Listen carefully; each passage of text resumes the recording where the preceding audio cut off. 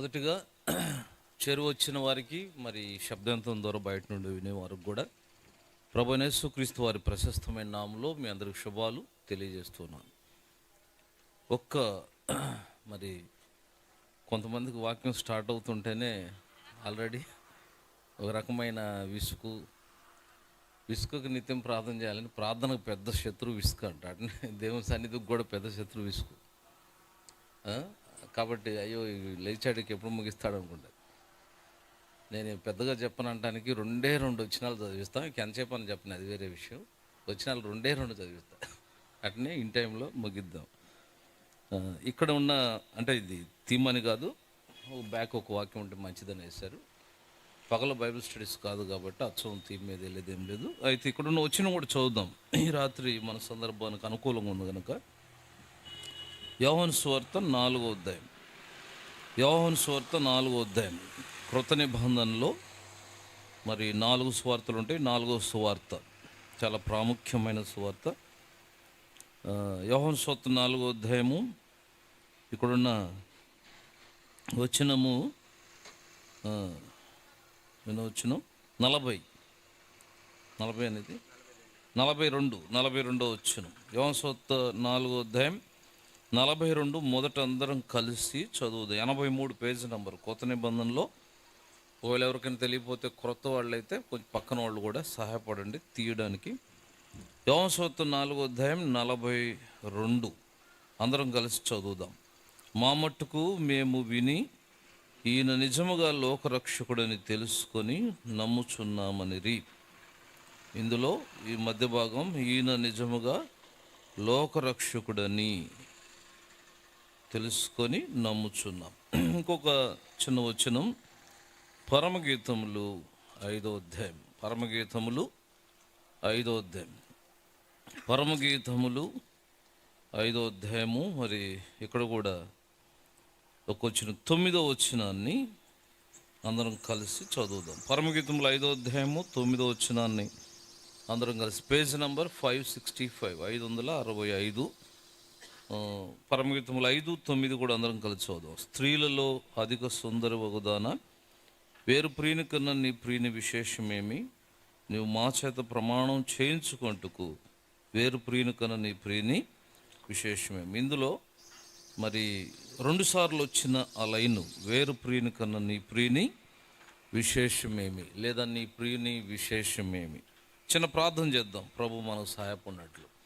ప్రేమగల పరలోక తండ్రి, వాక్యమైన దేవ, అద్భుతం లాచము చేయు తండ్రి, నిన్న నేడు నిరంతరం ఏకరీతిగున్న ప్రభువ, సృష్టి అంతటిలో మానవుడి కొరకు పరితపించే తండ్రి, ప్రాణం ఇవ్వడానికి కూడా వెనకాడని తండ్రి స్తుతిస్తుంటున్నాం. మీ అంతగా మరి మీ వలె మీకు దగ్గరగా కూడా ఎవ్వరూ ప్రేమించలేరు. మరి వర్ణించలేని మీ ప్రేమను బట్టి స్తుతిస్తుంటున్నాం.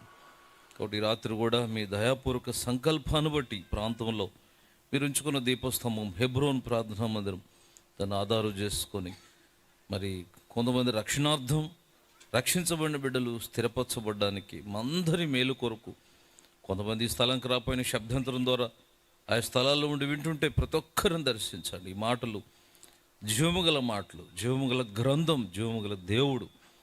మీ మాటలు చెవుల్లో, హృదయంలో ప్రవేశించి మీ ఉద్దేశాన్ని నెరవేర్చినట్లు చేయండి. ఆకాశపు వర్షం, మంచు వంటి మీ మాటలు మరి విత్తువానికి విత్తనము, భుజించడానికి ఆహారము దయచేయనట్లు మమ్మల్ని దర్శించమని, ఈ సమయమంతా ఆశీర్వాదకరంగా చేయమని మీ సన్నిధిలో ఉన్న గ్రహింపులో ఉంచండి. అనాలోచన, జాగ్రత్త, నిద్ర, కునుకుపాటు నుండి తప్పించమని, స్థలమంతటి చుట్టూ పరిశుద్ధ మీ రక్తాన్ని ప్రోక్షిస్తూ కనబడకుండా శత్రుకార్ములని శ్వాసంతో బంధిస్తూ, ఎలక్ట్రిసిటీ, సౌండ్ సిస్టమ్ వీటన్నిటి మీద కూడా మీ రక్తం ప్రోక్షిస్తూ మీరే మహిమ పొందమని. కీర్తన 115:1 మాకు కాదు యెహోవా, మాకు కాదు మీ కృపాసత్వం బట్టి మీ నామనికి మహిమ కలుగును గాకని, మీరే సంపూర్ణ మహిమ ఘనత ప్రభావాలు పొందుకోమని, అయోగ్యదాసుడును మానవ మాతృను ఎంతో నేర్చుకోవాల్సిన నన్ను మరుగు చేసి నీ ప్రజలు మేలు కొరకు జ్ఞాపం చేసుకోమని, నీ ప్రజలందు మీకున్న దయ చొప్పున నన్ను కనికరించమని యేసుక్రీస్తు ఘనమైన నామమున ప్రార్థించి అడిగి వేడుకొనుచున్నాం తండ్రి, ఆమేన్. మరి ఇక్కడ వేయబడ్డ అంశం కూడా యోహాను సువార్త 4:22. అది కూడా ఈయన నిజముగా లోక రక్షకుడు. మరి లోకరక్షకుడు అనే పదం వినగానే ఈ సంవత్సరం ఎండింగ్లో లేకపోతే నవంబర్ డిసెంబర్లో ఒక వాక్యం గుర్తొస్తుంది ఎక్కువగా. రక్షకుడు మీ కొరకు పుట్టి ఉన్నాడు, లేకపోతే ఇంకోటి ఏదో నేడు రక్షకుడా మీ కొరకు పుట్టి ఉన్నాడని ఎక్కువ మంది దాన్ని ఆలోచిస్తుంటారు. ఎక్కువ మంది నోళ్ళల్లో ఉంటుంది, కొంతమంది స్టిక్కర్లు అంటిస్తారు, దాని మీద పాటలు ఉంటాయి. సరే, వాట్ ఎవర్ ఇట్ ఈస్, ప్రభువైన యేసు క్రీస్తు వారు రక్షకుడు, అందరికీ రక్షకుడు, లోకరక్షకుడు. ఈ పదం కూడా చాలా ఆశ్చర్యకరమైంది. ఈయన నిజంగా లోకరక్షకుడు. చూడు, ఏదో ఒక వ్యక్తి, ఒక వంశం, ఒక కులము, ఒక ప్రాంతమును ఉద్దేశించిన రక్షకుడు కాదు కదా. కాబట్టి ఆయన లోకమంతటికి రక్షకుడు. బైబిల్ అంతా అదే చెప్తుంది, ప్రభువైన యేసుక్రీస్తు వారు. కాబట్టి ఆయన లోకరక్షకుడు. అందుకే ఇంకొక వచనం చదివాం పరమగీతాల్లో. అక్కడ ఏముంది చూసింది, వేరు ప్రియుని కన్నా నీ ప్రియుని విశేషమేమి. ఇక్కడ యోహాను సువార్తలో ఎవరంటున్నారు ఆ మాట, ఈ నిజంగా లోకరక్షకుడని? అది యోహాను సువార్త 4వ అధ్యాయం కాబట్టి సమరయ స్త్రీ అనుకున్నారు. సమరయ స్త్రీ కాదు. ఆమె ఎట్లా జరిగింది, ఆమె వెళ్ళి ఊరిలోకి వెళ్ళి చెప్పుడు ద్వారా అనేకులైన సమరయులు విశ్వసించి వాట్ దే హ్యావ్ సీన్, వారు ఏం చూశారో, ఏం విన్నారో, వాట్ దే హ్యావ్ టేస్టెడ్, ఏమి రుచించారో ఆ తర్వాత మాట్లాడుతున్నాడు. ఈయన నిజంగా యేసు ప్రభు అర్థం కాని వాళ్ళకేమో ఏదేదో అన్నట్లు ఉంటుంది, అర్థమైన వాడికి విడిచిపెట్టాడు, ప్రాణం పెడతాడు. అర్థం కానంత వరకు ఆయన మీద ఒక తెలియని ఒక నిర్లక్ష్యం, ద్వేషం ఉంటుంది. అర్థమైతే ప్రాణం ఇవ్వడానికి కూడా వెనకాడు, అంత వాస్తవం ఉంటుంది. కాబట్టి వారు కూడా అర్థం కానప్పుడు ఏదో అనుకున్నారు, కానీ ఆయన అర్థమైనాక అయ్యో మేమేదో అనుకున్నాం, ఈయన మాకే కాదు లోకమంతటికి రక్షకుడు అని గుర్తించారు. కాబట్టి ప్రభువైన యేసుక్రీస్తు వారిలో అనేకమైన విశేషతలు ఉన్నాయి. చాలాసార్లు దేవుని పిల్లలకు, విశ్వాసులంగా చిన్న హెచ్చరిక ఒకటి చెప్పాలనుకుంటున్నా. గాస్పుల్ మీటింగ్ అనగానే మనకు లోపల ఒక నిర్లక్ష్యం ఏంటంటే, పాటల వరకు బాగానే ఉంటాం, ఎందుకంటే కీబోర్డు జాన్ బనీని బాగా వాయిస్తున్నాడు, కాళ్ళు చేతులు ఊపుతుంటాం, ప్యాడ్ ఉంది, చక్కగా డెవలప్ ఉంది. ఇక వాక్యం అనగానే, గాస్పుల్ మీటింగ్ అనగానే ఎక్కువ శాతం మన ఇక్కడ ఎదిగిన వాళ్ళు ఎక్కువగా మనకేంటంటే గాస్పుల్ మీటింగ్ కానీ ఎవరు మారమసలేని వాళ్ళకి మనకు కాదు అనుకుంటారు. చాలా పొరపాటు. ఒక్కోసారి కొంత బోధకుల్లో జరిగే పొరపాటు కూడా. సువార్త మీటింగ్ అనగానే కంప్లీట్ సువార్త, కళ్ళు మూసుకొని ఈయన ఎటో పోతాడు, వీళ్ళు కళ్ళు మూసుకొని ఎటో పోతారు. వీళ్ళకి బాగా తెలుసు, ఆమె అనేటప్పుడు ఎగుతాడు ప్రార్థించేటప్పుడు. కాబట్టి గాస్పుల్ అనగానే ఇటు కాంపౌండ్ అవతల విషయం అనుకుంటారు. సో అందుకే అంటే సేవకులకు కూడా చిన్న హెచ్చరిక. నేను ఒక పెద్ద విజన్లు కొందరు ఎక్కువ మందిని అబ్జర్వ్ చేసినాక, ఇన్ ఎనీ మీటింగ్, అది పెళ్లి మీటింగ్ అయినా గాస్పుల్ మీటింగ్ ఏదైనా, కొంత గాస్పుల్ ఉండాలి, కొంత విశ్వాసుల క్షేమార్థం ఉండాలి. అది అవగాహన కలిగి ఉంటే మనం గాస్పుల్ మీటింగ్ అని చెప్పి కంప్లీట్ గాస్పుల్ కూడా అప్పుడు విశ్వాసులు సమయం వ్యర్థం అవుతుంది. సో ఏదేమైనా ఇక్కడ మరి ఇది గాస్పుల్ మీటింగ్ అయినప్పటికీ రక్షణ లేని వారికి, రక్షించబడ్డ మనకు కూడా చాలా అవసరం. ఇంకోటి, విశ్వాసులు ఒక్కోసారి గాస్పుల్ ఎవరైనా చెప్తున్నప్పుడు కూడా నువ్వు శ్రద్ధగా వింటే, ఎలా ఇతరులకు సువార్త చెప్పాలో, ఎలా ప్రభువైన యేసుక్రీస్తు వారిని కూర్చున్న వాస్తవాన్ని అర్థం కాని వ్యక్తిగత తీసుకెళ్లాలో నేర్చుకోవడానికి అవకాశం ఉంటుంది. అందుకే శ్రద్ధ పెట్టాలి. సరే, ప్రధానంగా పరమగీతాల్లో వేరు ప్రియుని కన్నా నీ ప్రియుని విశేషమే. ప్రభువైన యేసుక్రీస్తు వారిలో ప్రత్యేకత ఏంటి? ఫర్ ఎగ్జాంపుల్, ఇప్పుడు నవంబరు, ఇంకా 4 రోజులు పోతే డిసెంబర్. ఇప్పటికే వెంకటపాలెం, యెరూషలేములో డిసెంబర్ ప్రోగ్రాం అంతా షెడ్యూల్ ఖరారు అయి ఉంటుంది. అక్కడే కాదు, మ్యాక్సిమం చాలా చోట్ల. చాలా సంతోషం వాస్తవానికి. నిజం, కొంతమంది ఒక విడూరమైన మనసుతో అదేదో క్రిస్మస్ చేయకూడదు అనుకోకూడదు. అందుకే ప్రభు సృష్టికర్త అయిన దేవుడు శరీరధారి భూమి మీదకు దిగి వచ్చిన విషయం సర్వలోకానికి సంతోషకరమైన విషయం. అసలు పరలోకమే దిగి వచ్చింది ఆయన భూమి మీదకి వస్తే. దూతలంతా ఆనందిస్తున్నారు. నీకేమైంది ఆనందించడానికి? కళ్ళు ఉన్నా పొళ్ళు ఉన్నా నీ బర్త్డే మాత్రం కుంటుకుంటా నడిచి వస్తావు, కోటేయాలి, సుట్టేయాలి. సృష్టికర్త అయిన దేవుడు భూమి మీద దిగి వస్తే ఆనందం లేదా? ఇది సర్వలోకం, ప్రతి మనుషుడు, ప్రతి జీవి పరవశించాల్సిన, ఆనందించాల్సిన విషయం. ఖచ్చితంగా ఇది కొంచెం మనకు తెలియకేదేదో అనుకుంటాం, కానీ ఇది అన్నిటికంటే ప్రాముఖ్యం. అవసరమైతే మనం బర్త్డే చేసుకోకపోయినా పర్లేదులే, కానీ సృష్టికర్త ప్రభువైన యేసుక్రీస్తు వారు భూమి మీద దిగి వచ్చిన విషయం ఆనందించాల్సిన, సంతోషించాల్సిన విషయం. మన కొరకు, మన క్షేమార్థం, మన మేలు కొరకు, మన పాపక్షమాపణ కొరకు, మనల్ని దర్శించడానికి, మనం నశించకూడదని. అందుకే కొలస్సీ పత్రికలో దేవత్వం యొక్క సర్వ పరిపూర్ణత శరీరముగా క్రీస్తునందు ఒక శరీరంలోకి వచ్చింది. అదే సృష్టికర్త అయిన పరిపూర్ణమైన దేవుడు ఒక శరీరం ధరించుకొని మనుషుల మధ్యకు వచ్చాడు. అదే యేసు ప్రభువు. సో అయితే యేసు ప్రభువులో ఉన్న ప్రత్యేకత ఏంటి? చాలాసార్లు ఈ దినాల్లో అక్కడక్కడ మీరు అబ్జర్వ్ చేయండి, సువార్తకి వెళ్తే కొంత ప్రతికూలత వస్తే అన్ని జనులు ఏదైనా చిన్న చిన్న ప్రశ్నలు వేస్తే చాలు. మరి కొన్నిసార్లు కొంత మౌనంగా వెళ్ళడం అవసరమైన, కానీ ప్రతిసారి మౌనంగా వెళ్తే నీకేం తెలియదు అనేది కూడా వాస్తవం.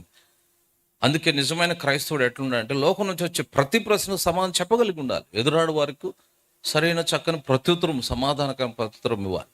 సో మనం ఎరిగి ఉండాలి what is the unique qualities or what is the specifications, what is the specialities, ప్రత్యేకతలు ఏంటి, యేసు ప్రభువులో ఉన్న ప్రత్యేకతలు ఏంటి, ఎందుకు ఆయన అవసరం, ఎందుకు లోకానికి అవసరం, ఎందుకు ఎదుటి వ్యక్తికి అవసరం, ఆయనలో ఉన్న విశేషతలు ఏంటి. అనేకులు ప్రియులు అనబడేవారు, లేకపోతే పూజింపదైన వారు, ఆరాధింపదైన గొప్పవారు, మహాత్ములు, దేవుళ్ళు అనబడి అనేకులు ఉన్నారు కదా. కాబట్టి ఈయనలో ఉన్న ప్రత్యేకత ఏంటి, అది ఎరగడం కూడా ఎరగనంత వరకు మనకు అర్థం కాదు కదా. కలబంద అనే మొక్క చాలా కాలం పిచ్చి మొక్కలకు ఎవరు పడుచుకునేవాళ్ళు కాదు. అర్థమైన వాళ్ళు వాడారు ఆయా రాజుల కాలాల్లో కూడా. కానీ దగ్గర మన కింద కొన్ని తరాల కిందట దాన్ని ఒక పిచ్చి మొక్కల పక్కన పెట్టేవాళ్ళు. దాని వాస్తవికత ఎంత అర్థమైనాక ఇలా ప్రతి ఇంటి మొదట్లో ఏ మొక్క ఉండాలి, లేకపోయినా కుండీలు అదే కనపడింది. బట్ విశేషత అర్థమైతే వాటిని వినియోగించుకోడు. అట్లనే ప్రభువైన యేసుక్రీస్తు వారిలోని ప్రత్యేకతలు, ఆయన విశేషత అనేక సంగతులు ఉన్నాయి. కొన్ని నేను ఈ రాత్రి మీ దగ్గర తేవాలనుకుంటా. ఎందుకు ఈయన నిజంగా లోకరక్షకుడు? Is there anything, is any special? కొంతమంది అంటుంటారు సంథింగ్ స్పెషల్ అంటారు.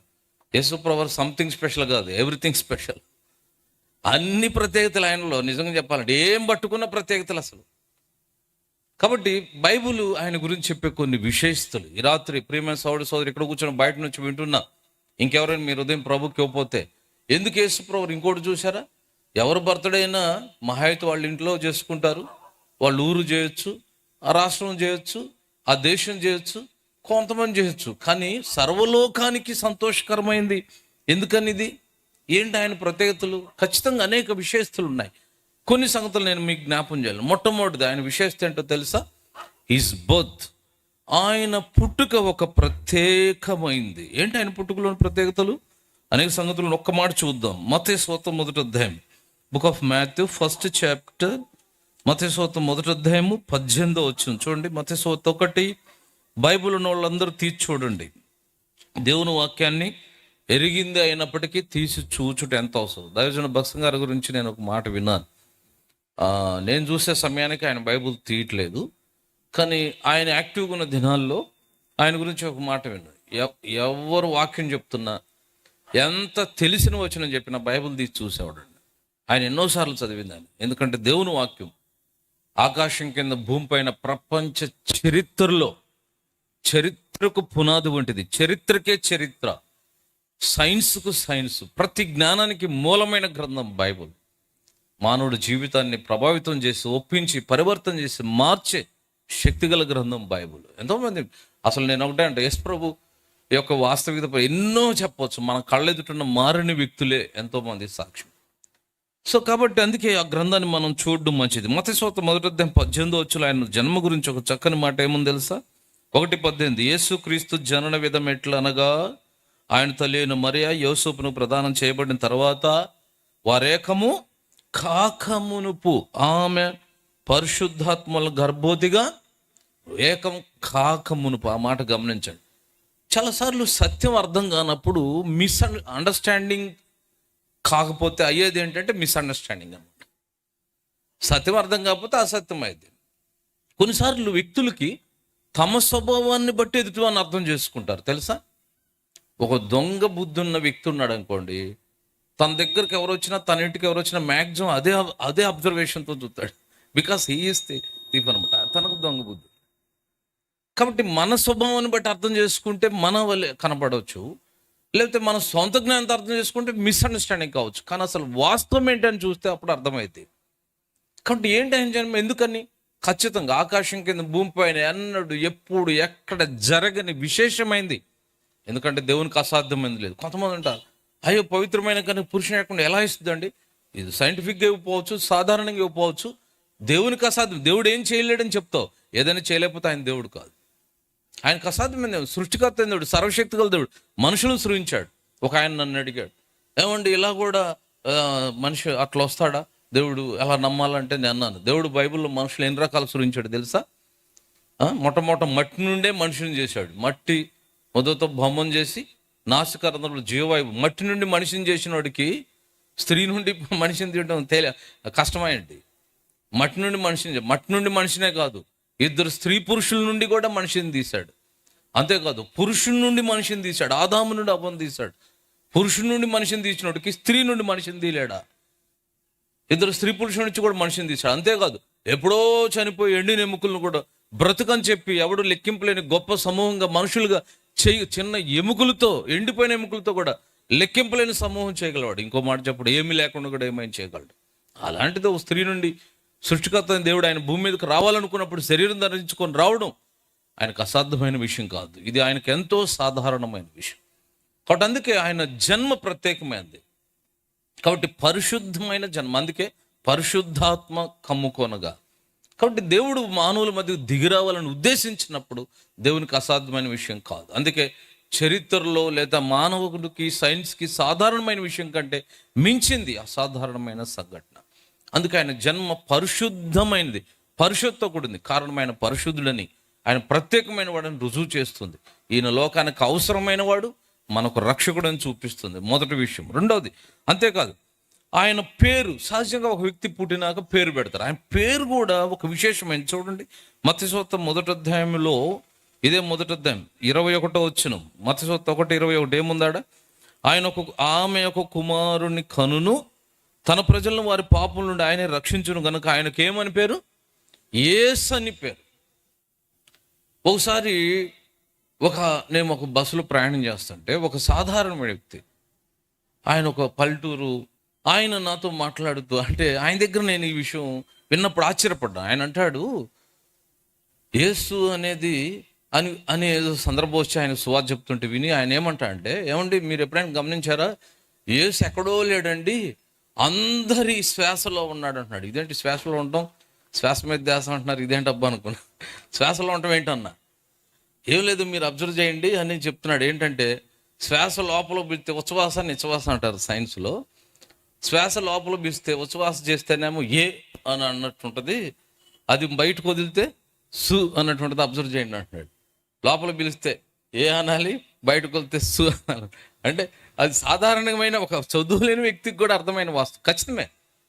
అంటే నేను అనుకుంటాను, ప్రతి మనిషికి అవసరమైన వాడు ఈయన, ప్రతి మనిషిని నిర్మించిన వాడు. అందుకే మీరు ఎప్పుడైనా చూసారా, ఏదైనా ఒక మ్యానుఫ్యాక్చరింగ్ కంపెనీ తన ముద్ర అంటూ ఏదో ఒకటి లేకుండా ఏ వస్తువుని బయటకు వదులుతుంది చూసారా?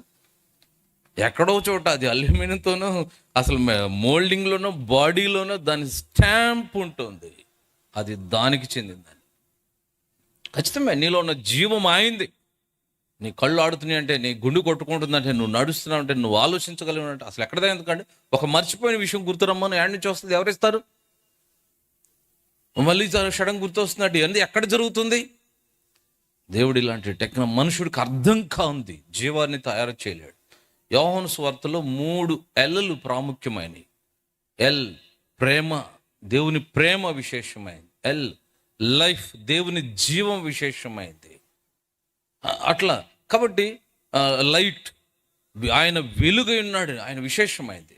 అందుకే ఆయన నామం ప్రత్యేకమైంది. ఆయన నామం ఉచ్చరించుడి చేత, ఆయన నామనందు మొరపెట్టుడి చేత, ఆయన నామంలో రక్షణ, ఆయన ఆశ్రయిస్తేనే. అందుకే ప్రజలందరికీ కలిగే రక్షణ ఇది, ప్రజలందరికీ అందరికి అవసరమైంది ఆయన నామం. అందుకే యేసు పేరులోనే ఏమర్థం అని తెలుసా? యేసు అంటే ఏంటి? రక్షకుడు. ఏం రక్షకుడు? ఏదో చెరువులో పడితే బయటికి లాగడం, రోడ్డు మీద కింద పడితే లేపడం, చిన్నవి కాదు. అవసరమైతే ఏదో హాస్పిటల్లో సమానమైన రక్షకుడు కాదు. మానవుడికి అత్యంత ప్రమాదం ఏంటంటే, మనుషులందరూ తమ పాపాన్ని బట్టి భయంకరమైన నరకానికి పాత్రులై ఉన్నాడు. ఈ భయంకరమైన నరకం నుండి తప్పించే అత్యంత ప్రాముఖ్యమైనది మానవుడి జీవితంలో.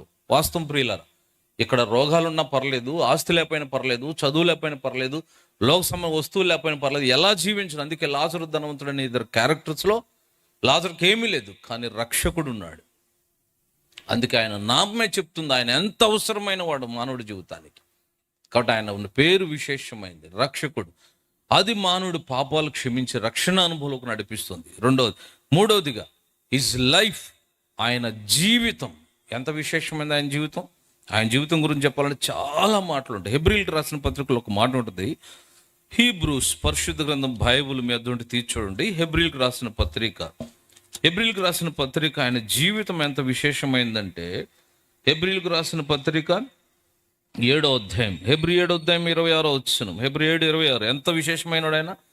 పవిత్రుడును, నిర్దోషియు, నిష్కల్మషుడును, పాపుల్లో చేరక ప్రత్యేకంగా ఉన్నవాడిని, ఆకాశ మండలం కంటే మిక్కిలి హెచ్చైన వాడని ఇట్టి ప్రధాన యాజకుడు మనకు is only worthy, is only able to forgive all since. నీ ప్రతి పాపమును క్షమించడానికి అర్హుడు ప్రభువైన యేసుక్రీస్తు వారు. ఆయన మాత్రమే నీకు సరిపోయినవాడు. ఎందుకని? పవిత్రుడు, నిర్దోషి, నిష్కల్మషుడు, పాపుల్లో చేరక ప్రత్యేకంగా ఉన్నవాడు. ఈ ట్యాగ్ ఎవరికైనా పెడతారా? ఆకాశం కింద భూమి పైన ప్రపంచ చరిత్రలో ఏ హిస్టరీలో కానీ, చివరికి ఏ కథల్లో కానీ ఎక్కడ కూడా ఎవరినైనా చూపించగలరు. అందుకే బైబిల్ అంటుంది, యోహాను సువార్త 8:46 వచనంలో యేసు ప్రభు శరీరధారిగా భూమి మీద దినాల్లో ప్రత్యక్షంగా తనతో ఉన్న ప్రజలతో అన్నాడు, నా యందు పాపం ఉన్నదని మీలో ఎవరు కాదు, ఎప్పటికీ స్థాపించలేరు. ఇంకో విషయం తెలుసా? చరిత్ర సత్యం ఏంటంటే, చాలామంది యేసు అని పేరు వినపడకుండా చేయాలని ప్రయత్నించి పాపం వాళ్ళ పేరు వినపడకుండా పోయారు. యేసులో పాపం చూపించాలని ప్రయత్నించి వాళ్ళ పాపాల్లోనే ఉండి చనిపోయి నరకానికి వెళ్ళారు. పాప విముక్తి పొందకుండా లోకంలోంచి వెళ్ళారు. ఇది అసాధ్యమైన సంగతి. కొన్నిటిని మార్చలేవు. సూర్యుడు తూర్పును కాకుండా పడమటి నుండి తెస్తామని ఏ సైంటిస్ట్ అని ఎప్పుడైనా చెప్పాడా? చెప్పడు. ఎందుకంటే జరగదు కాబట్టి, కుదరదు కాబట్టి. అట్లానే యేసు ప్రభువులు పాపం రుజువు చేయుట, చూపించడం అసాధ్యం. ఊరికే ఏంటంటే గిట్టినప్పుడు 100 మాటలు చెప్తాం. మనం ఎట్లాంటి వాళ్ళని తెలుసా? టీతో ఒక రకంగా మాట్లాడతాం, టీ ఇవ్వకపోతే ఒక రకంగా మాట్లాడతాం. టీ తరణ అవుతారు, టీ ఇవ్వలేదనుకో, గుమ్మం దాటి ఏదో పాస్టర్ అంట టీ కూడా ఇవ్వలేదు. అదే మళ్ళీ తెల్లారి టిఫిన్ పెట్టి, నేనేదో అనుకున్నా కానీ అయ్యా ఎంత మంచి పాస్టర్ నేను జీవితంలో చూడలేదు అంట. అప్పుడే అంటాడు జీవితంలో చూడలేదు, అప్పుడే అంటాడు ఇట్లాంటి చూడలేదు. టీతో ఒకటి, టీ ఇవ్వపోతాడు. రైతులు ఒకటి, ఉదయం వాడు. రైతులు తిట్టినోడు ఉదయం పోవడవచ్చు, రైతులు పోడినోడు ఉదయం తిట్టవచ్చు. మనిషి ఎప్పుడు మారుతాడు, ఎప్పుడు ఎట్టుంటాడో తెలియదు. మీరు కావాలంటే చూడు. అందుకే ఎవరు అన్నారు, face is the touch screen అన్నాడు ఒక ఆయన. ఫేస్ టచ్ స్క్రీన్ లాంటిది, ఎప్పుడు ఎట్ట మారుతుందో తెలియదు. బ్లూ కావచ్చు, రెడ్ కావచ్చు, సొరకాయలా కావచ్చు, గుమ్మడికాయలా కావచ్చు, అప్పుడే నవ్వచ్చు, అప్పుడే ఆడవచ్చు, అప్పుడే కోప్పడవచ్చు, ఎప్పుడే ఎట్టుంటాడో తెలియదు. కొందరు ప్రేమతో కదిలిస్తే మన మీద పడిపోతాడు కయ్యి మరి. సో మనిషి ఊరకనే మారిపోతుంటాడు. ఏంటంటే తనకు అనుకూలంగా ఏదో మాట్లాడతాడు, కానీ నిజం మాట్లాడంటే, సత్యం మాట్లాడంటే ప్రభువైన యేసుక్రీస్తు వారి జీవితం పాపం వెతకలేని, పట్టుకోలేని, కనుగొనలేని. ఇంకో మాట చెప్పాలంటే ఏకైక, నాకు చిన్నప్పుడు అర్థమయ్యేది కాదండి, దేవుడు లేడనే నాస్తికులతో కలిసి సహవాసం చేసేవాడిని. ఆ పుస్తకాలకు చదివేవాడిని. ఇదేదో ఒక క్రైస్తవుల భ్రమ అనుకునేవాడిని. కానీ బైబిల్లో తప్పులు పడదామని బైబిల్ శ్రద్ధగా చదివాను. అంతకుముందు చాలాసార్లు చదివాను. మా ఇంట్లో బైబిల్ చదివితే అన్నం పెట్టేవాడు. అన్నం కోసం బైబిల్ చదివాడిని. ఎక్కడే ముందు ఒక మొక్క తెలిసేది కాదు మా ఇంట్లో. అసలు ఇంట్లో తప్పులు పడడం బైబిల్ చదువుతుంటే, ఆ రోజు యోహాను సువార్త విడిగా ఉండే యోహాను సువార్త చదువుతుంటే, తప్పులు కనుక్కుందామంటే తప్పులేమో, కానీ ఆయనే నాకు ఎదురుగా వచ్చి, యారా నాలో తప్పు పట్టుకుని బయలుదేరావా, నా యందు పాపం ఉన్నదని నేను బతుకున్న దినాలని చెప్పిన, అప్పుడు ఎవరు లేరు, ఇప్పటికి ఎవరు లేరు, నీకు చేతనే చూసుకో, నువ్వు నరకానికి పోతావు తప్ప నాలో తప్పు కనుగొనలేడు. అసలు ఎట చెప్పినోడు నేను ఎక్కడ చూడలేదన్న ప్రపంచ చరిత్ర. ఎక్కడ ఎందుకు మన ఇంట్లో అంటామా, నీ తల్లిదండ్రుల దగ్గర అని చూడు, నా ప్రియమైన తల్లిదండ్రులు నాలో ఏమైనా తప్పు చూపించగలవంటే, మా దగ్గర అంటే అన్నావు, బయట అనుభవ బాబు అంటారు. ఎందుకంటే వాళ్ళకి తెలుసు మన సంగతి అంతా. కన్న తల్లి దగ్గరే అనలేవు నువ్వు. మన ఊర్లో మైకి పట్టుకొని, ఓ నా ప్రియ గ్రామస్తులారా, నేను ఇక్కడ మీకు నాయకుడు కాబట్టి నేను ఎంత మంచివాడు, నాలో ఏమైనా తప్పు చెప్పగలరంటే, ఇవాళ బయలుదేరాడు, ఆయన సంగతి ఎవరో తెలియనట్టు పక్కపక్క నవ్వుకుంటారు, ఎవరు అనలేరు. అందుకే కాబట్టి ప్రభువైన యేసుక్రీస్తు వారి జీవితం, his life still today it remains as holy. ఈ రోజు కూడా పరిశుద్ధంగా మిగిలి ఉంది. అన్నుడు ఎవరు కనుగొనలేనిది. పరిశుద్ధతకు పునాది, పరిశుద్ధత నేర్పించేది, పరిశుద్ధత చూపించేది, పరిశుద్ధంగా ఎలా బ్రతకాలో నేర్పిస్తాడు, శక్తినిస్తాడు, పరిశుద్ధ జీవితం అలవరుస్తాడు ప్రభువైన యేసుక్రీస్తు అని విశ్వసిస్తే. అందుకే his life is unique life. అసమానమైన, పోల్చలేని ఒక మాట అంటే చూశాడు యెషయా గ్రంథం 40వ అధ్యాయం. ఎంత అద్భుతమైన సంగతి అంటే, ఎన్నడూ ఎప్పుడు ఎవరు చెప్పలేరు, పలకలేరు ఆ మాటలు. యెషయా గ్రంథం 40వ అధ్యాయం 25వ వచనం. యెషయా గ్రంథం 40:25 ఏమంటాడు? యెషయా గ్రంథం 40:25 అంటాడు, నీవితంతో సమానుడు అని మీరు నన్ను ఎవనికి సాటి చేయుదురు అని ఎవరు అడుగుతున్నారంట? అని పరిశుద్ధుడు అడుగుతున్నాడు. బైబిల్ పరిచయం చేస్తున్న అందుకే బైబిల్ పరిశుద్ధ గ్రంథం. ఎందుకో పరిశుద్ధ దేవుని గురించి ప్రత్యక్షపరుస్తుంది, వెల్లడి చేస్తుంది. ఓ పరిశుద్ధ దేవుని గురించి మాట్లాడుతుంది. అందుకే బైబిల్ విశేషమైన పుస్తకం. పరిశుద్ధుడు అడుగుతున్నాడు, ఏమన్నా నన్ను మీరు ఎవరితోనైనా ఇదిగో ఇతనితో సమానుడు కాదు, ఎవరికన్నా ఎక్కువలాగా ఎవరినన్నా యేసుప్రభు కంటే ఎక్కువలాగా చూపలేవు, ఎవరినన్నా యేసుప్రభు సమానంగా చూపలేవు, ఎవరిని కూడా యేసుప్రభు కొంచెం దగ్గరగా కూడా తెచ్చిపెట్టలేవు. అంత అసమానమైన వాడు ప్రభు అని యేసుక్రీస్తు. ఆయన జీవితం అంత అసమానమైనది. ఇట్స్ నాట్ ఓన్లీ దట్, ఇది ఈ మూడు అంతేకాదు. వేరు ప్రియుని కన్నా మన ప్రియుని విశేషతలో 4వది ఈజ్ వర్డ్. ఆయన మాట, పలుకబడిన మాటే రాయబడిన మాటగా పరిశుద్ధ గ్రంథం బైబిల్ విశేషమైంది. ఖచ్చితంగా ఎంతో తెలుసా, ప్రపంచ చరిత్రలో నేటికి కూడా ఎంతో మంది ప్రాణాలు ఇచ్చిన దీన్ని వదలలేదు. ఏకైకమైన గ్రంథం, ప్రాణాలు పెట్టేంతగా ప్రేమించబడిన గ్రంథం. అదే సమయంలో నిష్కారణంగా అత్యధికంగా ద్వేషించబడుతున్న గ్రంథం బైబిల్. అసలు అచ్చు యంత్రం కనుగొనబడిందే బైబిల్ కొరకు. బైబిల్ ఎరిగిన ఆయన బైబిల్ ప్రజల్లో తీసుకెళ్ళిన అచ్చు యంత్రం ఆయనకు ఆలోచన దేవుడిచ్చాడు. కాబట్టి ఎన్నో ప్రేమలు ఈ నేటికి కూడా అత్యధికంగా అమ్ముడవుతుంది. అత్యధికమైన ఖరీదైన గ్రంథం, అత్యధికంగా ప్రజలెద్దున్న గ్రంథం బైబిల్, అత్యధికంగా చదవబడుతున్న గ్రంథం బైబిల్. ఇట్స్ వరల్డ్ ఫ్యాక్ట్, ప్రపంచ చరిత్ర, ప్రపంచ సత్యం ఇది. ఎందుకంటే ఇది మనుషుల జీవితాలను మార్చింది. దొంగలు, త్రాగుబోతులు, నరహంతకులు, నక్సలైట్లు, వ్యభిచారులు, మోసగాళ్ళు, జోదురులు, దేశద్రోహులు, మనుషులు ఇద్దరు భయంకరులను కూడా మార్చింది. ఆ మధ్య ఎవరో చెప్పారు, ఒక ఆయన పాస్టర్ గారు బ్యాగ్ వేసుకుని అడవిలో కూడా వెళ్తుంటే ఓ మనుషులు నేను ఆయన చెట్టు మీద ఉన్నాడు. ఉంటే ఆయన సడన్గా కింద చూస్తున్నాడంట. పాస్టర్ గారు కాదు, ఒక మనుషులు నేను ఆయన మారి బైబిల్ చదువుకుంటూ చెట్టు మీద ఉన్నాడంట. కింద ఎవరో వెళుతూ అన్నంట, ఆహా నీకు కూడా పట్టిందా ఈ పిచ్చి అన్నాడంట. ఆ మనుషులు దీని ఆయన చూసి ఆయన బైబిల్ చదువుతుంటే అంటే ఆయన సడన్ కింద చూసి నాకు పిచ్చి పడ్డం కాదు, బైబిల్ చేతిలో ఉంది కాబట్టి బతికిపోయావు, నాకు పిచ్చి పడ్డం, పిచ్చి వదిలింది వెళ్ళిపో అన్నాడంట. పిచ్చి వదిలిపోయినడితే నేను తినేసేవాడిని, బానిచ్చేవాడిని కదా అని. ఖచ్చితంగా మనుషులు అనేకులు మారారు, సజీవ సాక్ష్యాలు మేము చెప్పి. It's not stories, this is history, facts. There are some persons, there are some lifes. అనేకులు జీవితాలు ఉన్నాయి అలాంటి. ఎంతో భయంకరుల జీవితాన్ని మార్చింది. ఎందువలనంటే ఈ వాక్యము శక్తి గలది, జీవము గలది. అందుకే ఇంత ప్రయాసం. ఇక్కడ వాస్తవానికి ఎక్కడో డబ్బులు వచ్చి కాదు, ఎవరు డబ్బులు ఎక్కువ కాదు. మానవుడి జీవితాన్ని ప్రభావితం చేసి ఈ వాక్యం ప్రజల ఎదుగు చేరాలి. ఇక్కడ ఎందుకు ఇంతమంది ఇంత చలిలో కూడా ఎలా కొంతమంది అంటుంటారు అర్థంగా కాచు, ఈ మనుషులకు అవసరమా, ఆ పాస్టర్ గారు పిలిస్తే మాత్రం వీళ్ళు రావాలనుకుంటారు. పాస్టర్ గారి కొరకు రాలేదు వాళ్ళు, ఆ వాక్యంలో శక్తి రుచి చూచారు. ఇప్పుడు కాదు, అర్ధరాత్రి రమ్మన్నా వస్తారు. 12 గంటలకు 12 నుంచి 3 వరకు అని సాల్మన్ ప్రకటన చేసిన వస్తారు వెంకటపాలెం. ఎందుకంటే దేవుని వాక్యం కొరకని తృష్ణ దాని ద్వారా దర్శించబడ్డారు. The God's word is unique word. And not only that, మన ప్రభువైన యేసుక్రీస్తు వారి ప్రత్యేకత ఏంటి? ఆయన సిలువ ఇక్కడ కూడా పక్కన పెట్టారు. 1 కొరింథీ 1:18, 1 కొరింథీ 1 ఇస్ గాస్పుల్, సువార్త ప్రత్యేకమైంది. 1 కొరింథీ 1 అధ్యాయం 16వ వచనం 18వ వచనం. 1 కొరింథీ 1 అధ్యాయం 18, సిలువను గూర్చిన వార్త నశించుచున్న వారికి వెర్రితనం గాని రక్షింపడుచున్న మనకు it is power of God. ఇదొక శక్తి. Gospel is the power of God. పాపైన మానవుని దర్శించి, ఒప్పించి, పాపుల నుండి విడిపించి ప్రభు కొరకు జీవించే తృష్ణని నింపేదే గాస్పుల్. దేవుని స్తోత్రం. రేపంతా కూడా సువార్త పెట్టుకున్నారు, సాధ్యం కొలది ఎవరు పోగొట్టుకోవద్దు. కాబట్టి మనల్ని రక్షించబడ్డం, మనం వెలిగించబడ్డం, అనేకులు వెలిగించబడ్డానికి పాటుపడాలి. కాబట్టి దేవుని సువార్త, ప్రభువైన యేసుక్రీస్తు వారు నీ కొరకు దిగి వచ్చాడు, నీ కొరకు కలువరిలో ప్రాణం ఇచ్చాడు, నీ కొరకు ప్రాణం ఇచ్చాడు. మీరు విన్నారా?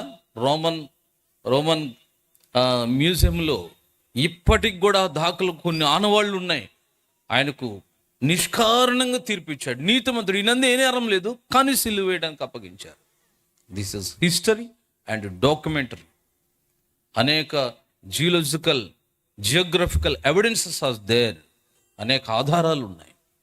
కాబట్టి ఆయనకు నిష్కారణంగా, నిర్దోషి, నీ కొరకు నా కొరకు అప్పగించుకున్నాడు తను. ఇంకో మాట చెప్పాలంటే ఆయనేం వాళ్ళందరూ నా సమయానికి తోలివేయలేక కాదు, చంపేయలేక కాదు, మన విమోచన కొరకు ఆయన అప్పగించదు. ఆయన సిలువ, ఆయన మరణ, భూస్థాపన, పునరుద్ధానాలకు వచ్చిన వార్త పాపికి రక్షణ ఇస్తుంది, పాపక్షమాపణ ఇస్తుంది.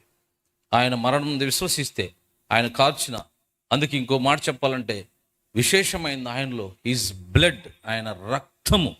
అందుకే 1 యోహాను 1వ అధ్యాయం 7వ వచనం ఏమంటుంది? 1 యోహాను 1వ అధ్యాయము 7వ వచనం పరిశుద్ధ గ్రంథం బైబుల్ ఏమంటుంది? అయితే ఆయన వెలుగులో ఉన్న ప్రకారం మనమును వెలుగులో నడిచిన మనం అన్యోన్య సహవాసం గలవారము ఎందుము. అప్పుడు ఈ మాట చూడండి, ఆయన కుమారుడైన యేసు రక్తం ప్రతి పాపం నుండి మనలను కడిగి. ఎందుకు యేసు రక్తం మాత్రమే కడుగుతుంది? ఆయన పరిశుద్ధ రక్తం ప్రతి పాపిని ప్రేమించాడు. తెలియక మనం ఎవరో కొందరికి వాళ్ళకి వీళ్ళకి అనుకుంటాం. అందుకే బైబుల్ అంతట్లో ఆయన అందరికని చెప్పబడుతుంది.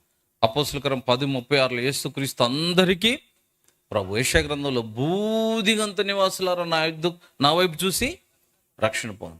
మత్తయి సువార్త 11:28 ప్రయాసపడి భారం మోసుకొనుచున్న సమస్త జనులారా నా యొద్దకు రండి.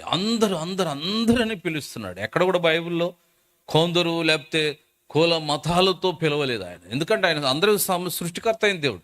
కొలస్సీ పత్రికలు అందుకే చక్కని మాట చదువుదాం.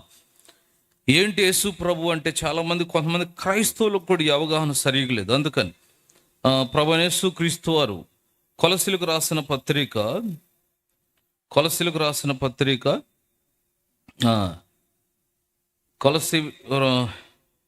2వ అధ్యాయము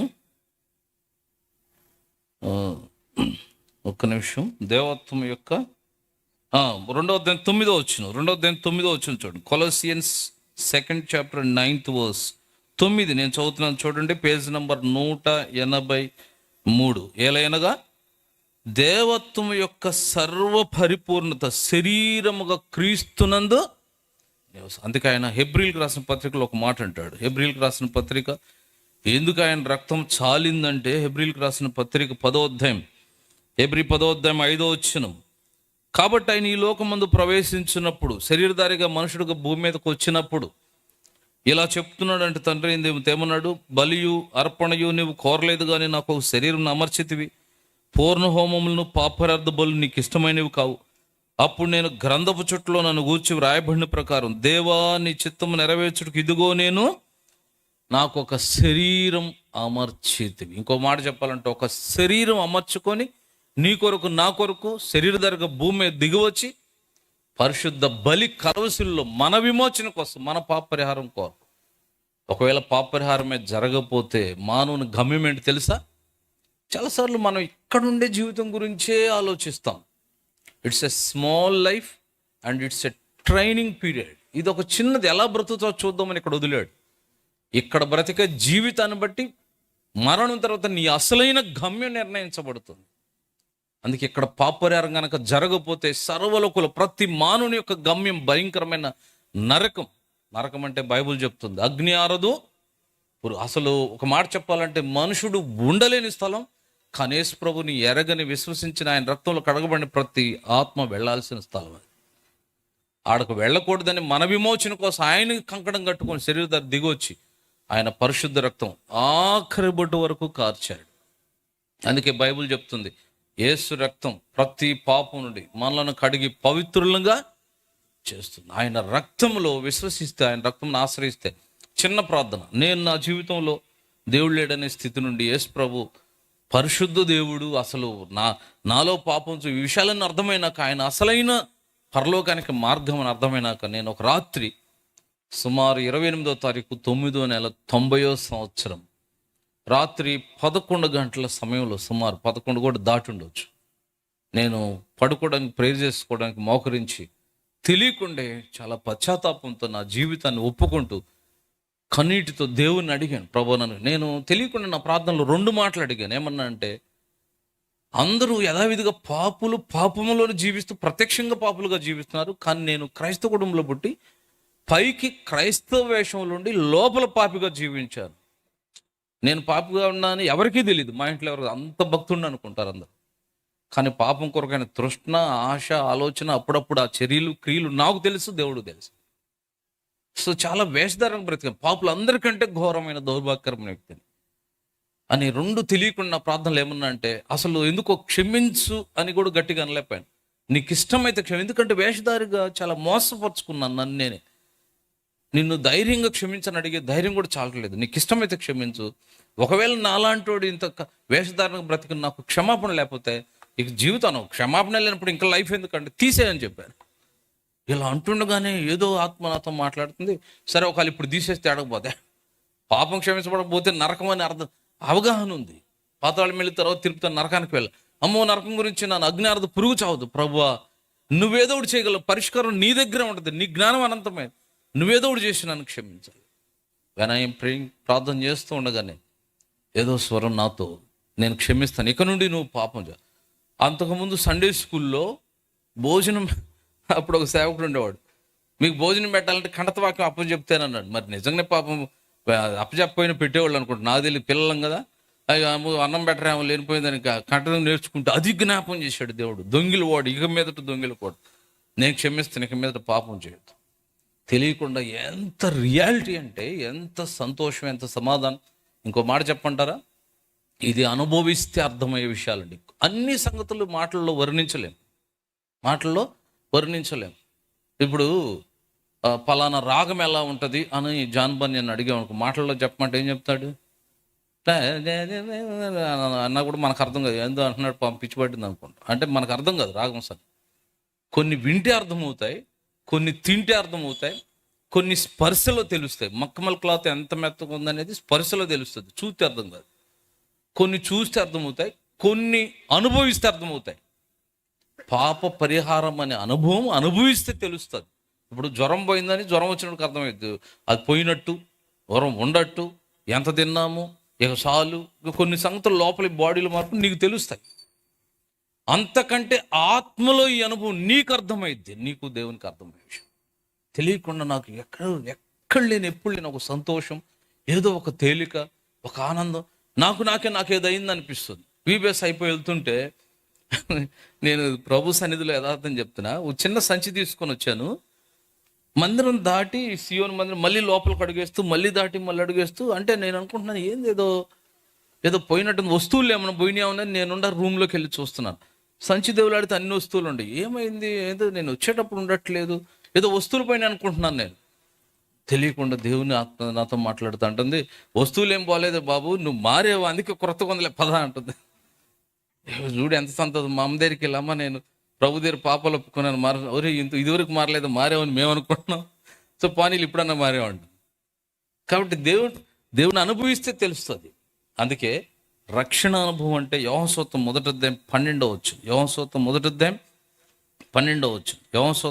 12 తన్ను ఎందరు అంగీకరించారో వారికి అందరికి, అనగా తన నామమునందు విశ్వాసం ఉంచి వారు దేవుని పిల్లలయ్యే అధికారం. ప్రభువుని హృదయంలో చేర్చుకో, దే దట్ రిసీవెత్ హిమ్, ఆయన ఎవరు చేర్చుకుంటారు వారు దేవుని పిల్లలు అవుతారు. ప్రభువుని హృదయంలో కలిగి ఉండొచ్చు. ప్రభు స్తోత్రం, మంచిదే. వీటన్నిటికంటే చివరిలో నేను ముగించే ముందు ఒక మాట చెప్పాలనుకో, ఆయన జీవితం పరిశుద్ధమైంది. ఆయన జీవితం పరిశుద్ధమైందే కాదు, ఆయన ఎందుకు భూమి మీద దిగొచ్చాడంటే పరిశుద్ధులను సిద్ధపరచడానికి, లేదా జయించు వారిని సిద్ధపరచడానికి. మనకి ఇవన్నీ తెలిసిన విషయాలు. ప్రకటన గ్రంథం నిండా జయించువారు 2-3 అధ్యాయాల్లో ప్రతి సంఘానికి జయించువానికి. మీరు చూసారా, ప్రకటన గ్రంథంలో రక్షణ పొందిన వానికి పరలోకం అని లేదు, జయించువానికి పరలోకం. ప్రభు తను పరిశుద్ధుడే కాదు, మనల్ని పరిశుద్ధతను నేర్పించడానికి, పరిశుద్ధతలో జీవించడానికి, పాపమును జయించడానికి, పరిశుద్ధులుగా జీవించి పరిశుద్ధతలో చనిపోయి పరిశుద్ధుడైన దేవుణ్ణి కలుసుకోవాలి. ఇది మన జీవితం అయితే ఎంత ధన్యులు. ఒకవేళ రక్షించబడ్డ బిడ్డలు మంచిదే, ఒకప్పుడు క్షమించబడ్డాం, పరిశుద్ధత కోసం క్రయం చెల్లిస్తున్నారా? అందుకే బైబిల్ అంతా ఆయన కోరేది 1 పేతురు 1:14 ఏమంటాడు ఆయన? 1 పేతురు 1:14, నేను పరిశుద్ధుడను గనుక మీరును పరిశుద్ధులై ఉండడు. పరిశుద్ధత హీఈస్ డిమాండింగ్ హోలీనెస్. పరిశుద్ధతను ఆశిస్తున్నాడు, పరిశుద్ధత కోరుతున్నాడు. పరిశుద్ధతలో జీవించాలి, పరిశుద్ధుడైన దేవుని కొరకు అలా జీవిస్తేనే ఒకరోజు పరిశుద్ధుడైన దేవుణ్ణి కలుసుకోండి. పరిశుద్ధత లేకుండా ప్రభువుని చూడలేం, ప్రభువుని కలుసుకోలేం. జయించే వరకు మాత్రమే పరలోక రాజ్యం, దేవుని రాజ్యం, ప్రభువుని ఎదుర్కోగలం. అందుకే మన ప్రియుని విశేషత. అక్కడ సమరయ స్త్రీ సందర్భంలో ఇంకో తలంపు చిన్న మాట చెప్పాలనుకున్నా. సమరయ స్త్రీ సందర్భంలో ఇంకో మాట మనం జాగ్రత్త చూస్తే, ఒక సువార్త చెప్పే విధానం కూడా చూడు ఎంత చక్కగా ఉంటుందో. ఇప్పుడు ఆమె వెళ్ళింది, ఆయన వెళ్ళగానే ఎవరో చెప్పారంటే ఒక ఆయన యేసుప్రభు నమ్ముకో లేక చనిపోతాన్నాడు, ఆయన జ్వరం వచ్చిందంటారు. ఎట్లుంటుంది మనం ఒక్కోసారి. ఆయన ఎంతో చక్కగా సాధారణంగా ఆమెను కలుసుకొని ఓ పాపి కొరకైన భారం, ప్రభు మనల్ని దర్శించాడు, నువ్వు రక్షించబడ్డావు, మంచిదే ప్రభు పని. అందుకే యోహాను సువార్త 4:4 ఏముంటుంది అక్కడ? యోహాను సువార్త 4:4 ఆయన సమరయ మార్గమున వెళ్ళవలసి వచ్చాను. వాస్తవానికి ఆయన జీవిత చరిత్రలు ఎక్కువగా గలిలయ నుండి యూదయకు మరి నదీ ప్రాంతంలో కూడా వెళ్ళేవాడు, సమరయలో కూడా వెళ్ళేవాడు కాదు. కానీ ఇక్కడ ఈ సందర్భంలో ఆమె ఒక్క ఆమె కోసం, ఒక మాట చెప్పాలంటే ఒక్క వ్యక్తి కొరకు పరలోకపు దేవుని ప్రణాళికలో how much concern he has, ఎంత పట్టుదల, ఎంత పట్టింపు. చాలాసార్లు మనకు ఒక వ్యక్తిని నిర్లక్ష్య పెడతాం కదా, అందులో కూడా ఆ వ్యక్తి ఏంటి. ఇప్పుడు నేను అనుకుంటాను, మనల్నే కనుక పరిచర్యకు ఆ సమరయ ఊరు ఒక ఆమె ముందు వెళ్ళరండి అంటే అలాంటి ఆమె వెళ్తామా? ఆడెవరు లేరు, 2-3 వస్తారని అట్లాంటి చోట పరిచర్యకి వేస్తే అన్న ఎవరినైనా పంపించండి, నాకు ఈరోజు తలనొప్పుకుంది అంటాం, లేకపోతే మోషన్స్ అవుతున్నాయి అంటాం, లేని కూడా చెప్తాం, నిజంగానే అవుతాయి తర్వాత. అంటే భారం ఉండదు ఒక వ్యక్తి కొరకు. ఆ వ్యక్తి కూడా ఏమన్నా ఊరంతా గొప్ప ఆమె నీళ్లకు ఆమెతో వస్తే ఎవరు రారని ఆమె ప్రత్యేకంగా మధ్యాహ్నం వస్తుంది. జీవితం పాడే ఉండొచ్చు, కానీ ఒక పాపి అయిన వ్యక్తి కొరకు ఎంత పట్టింపు కలిగిన దేవుడు. అందుకే అందరిలో అన్ని విషయాలు చూడు, లోకమంతా పాపులను ద్వేషించవచ్చు. మత్తయి 1వ అధ్యాయం చూస్తే ఆయన జన్మ జీనియాలజీలో కూడా, వంశవృక్షంలో కూడా స్త్రీలను చూస్తే కొందరిని లోకమైతే ద్వేషించవచ్చు, విధవరాలు రూతు, కానీ నా ప్రభువు ఆయన వంశావళిలో చేర్చుకున్నాడు. రాహాబు లోకం ద్వేషించవచ్చు, ఆయన తన వంశావళిలో పాపి అయిన మానవుని, పాపములతో పట్టబడిన వాడిని, పాడైపోయిన మానవుడిని ప్రేమించి దగ్గరకు వచ్చేవాడు. ఆ సమరయ స్త్రీ ఒక్క ఆమె కోసం శిష్యుల్ని వేసుకొని మిట్ట మధ్యాహ్నం ఎండలో అలసిపోయిన ఆమె బావి ఎద్దుకు వెళ్ళాడు కూర్చొని. సువార్త చెప్పే విధానం కూడా చూడండి. ఒకసారి ఆత్మసౌన విషయాలు మాట్లాడాలి, భౌతికమైన విషయంతో స్టార్ట్ చేశాడు. దప్పి నీళ్లు ఇమ్మంటారు, మరి మీరు మమ్మల్ని అడగరే, ఒక సంభాషణ. తర్వాత ఆమెకు ఒక మళ్ళీ దప్పిక ఉన్న నీళ్ళ గురించి పరిచయం చేయడు. అలాంటివి కూడా ఉంటాయా? అటైతే అవి నాకు కావాలి, అటైతే నీ ఆమె ఒప్పుకునేటట్లు తలంపు తీసుకువెళ్ళడం, ఒప్పించడం, మెస్సియాగా గుర్తించబడ్డం, దైవికమైన అవగాహన, భౌతిక సాధారణమైన సంగతుల్లో ఉండి ఆత్మ సంబంధమైన సంగతులను పరిచయం చేయడం. ఏదైనా ఈ రాత్రి రక్షించబడ్డ బిడ్డలుగా మనకు అవసరమైన తలంపు, ఒక పాపి విషయమైన నీ పట్టుదల, నీ పట్టింపు, నీ భారం ఎంతవరకు వారి కొరకు. ఒక వ్యక్తి నాకు పరిచర్లో ప్రభువు నేర్పిన చిన్న తలంపు ఏంటంటే, ఒక్కోసారి నేను కూడా మొదట్లో కొద్దిమంది నాకు ఒకటి కోరుకునేవాడిని కాదు. ఏడకేస్తే ఆడకెళ్తే పరిచర్యకు ఒక్కోసారి అందరూ వెళ్ళేవాడు. అప్పుడు దినాలు చాలామంది ఉండేవాడు. అందరూ కోరుకొని రాసుకొని వెళ్తే నన్ను ఎక్కడికి పంపేవారు తెలుసా? ఎవరు వెళ్ళని, అందరూ తీసుకోగా మిగిలిపోయిన గ్రామానికి పంపేవాడు. ఒక్కోసారి అక్కడ మన వెళ్ళి వాళ్ళందరం పిలుచుకోవాలి, అట్లుండేవి. కానీ ఈరోజు సంఘాలు కట్టబడ్డాయి. కానీ ఆ రోజు మొదట్లో కొంచెం నిరుత్సాహంగా వెళ్తుంటే ప్రభు ఒక మాట నాకు జ్ఞాపకం చేశాడు. కొద్దిమంది అని ఎప్పుడు నిర్లక్ష్యం చేయదు. ఒక వ్యక్తికైనా 1,00,000 మందికైనా ఒకే విధంగా భారంతో పరిచయం చేయడం నేర్చుకోవాలి. ఆ రోజు నిజమే ఆయన ఈ సందర్భంగా నాకు జ్ఞాపకం చేశాడు. యోహాను సువార్త 4, నేను శరీరధారిగా ఉన్నప్పుడు ఒక్క సమరయ స్త్రీ కొరకు శిష్యులందరినీ వేసుకొని వెళ్ళలేదా? That is burden. అదే భారం అండి, అది పరిచర్య. కాబట్టి అందుకే ఆయన ఒక్క ఆమె కోసం వెళ్ళాడు. ఆ ఒక్క ఆమె ఊరంతటిని తీసుకొచ్చేది. ఆత్మల కొరకు భారం కలిగి ఉంటే ప్రభు మిగిలిన పని, నువ్వు ఒక అడుగేస్తే మిగిలిన ప్రభు చేస్తాడు. ఒక్క ఆమె కోసం ఆయన వెళ్తే ఊరంతా కథలు వచ్చింది. ఎందువలనంటే ఆయనలో వాస్తవం ఉంది, సత్యం ఉంది, పరిశుద్ధం ఉంది. ఇది ప్రతి మనిషికి అవసరమైన విషయం. అయితే పరిశుద్ధమైన దేవుణ్ణి ప్రజలు ఎరగాలంటే మన హృదయంలో భారం, పరిశుద్ధ జీవితం కూడా ఎంతో ప్రాముఖ్యం. నేను ఒక మాట, ఓ సోదరుడు నాతో సన్నిహితం కూడా సహజంగా అంట, నా సేవకు ప్రాముఖ్యమైనది ఏంటంటే, కొన్నిసార్లు భారం అంటాం, పనిచేయడం అంటాం, ప్రయాసపడడం అంటాం, కొన్నిసార్లు డబ్బులు అవసరం, ఎన్ని అవసరమే, సమయం అవసరం, మ్యాన్ పవర్, ప్రజల అవసరం, అన్నీ అవసరమే. కానీ వీటన్నిటికంటే మించి మనలో పరిశుద్ధత. చూడండి, మనం ఇంట్లోకి వెళితే చిన్న పాత్ర అయినా, నీళ్లు తాగే గ్లాస్ అయినా, నువ్వు నీళ్లు తాగాలనుకున్నప్పుడు క్లీన్గా ఉన్నదాన్ని you will select the clean vessel. పరిశుభ్రంగా ఉన్నదాన్ని ఎంచుకుంటాం. ఒక మనుషుడే పరిశుభ్రంగా ఉన్నది తీసి వాడుతుంటే పరిశుద్ధ దేవుడు పరిశుద్ధత లేనప్పుడు ఎలా వాడతాడు? అందుకు అనేకులు రక్షణ, మనం పరిశుద్ధ కొరకు క్రయం చెల్లిస్తే ఖచ్చితంగా అనేకులు పరిశుద్ధుల్ని ప్రభు కొరకు పట్టుకోగలుగుతాం. అందుకు ఆయన సర్వ మానవాళ్ళని పిలుస్తున్నాడు. ఆ పనిలో నిన్ను నన్ను పాలుభాగస్తులుగా చేశాడు. అందుకే మనం ఎరగడమే కాదు, ఈ నిజంగా లోకరక్షకుడు.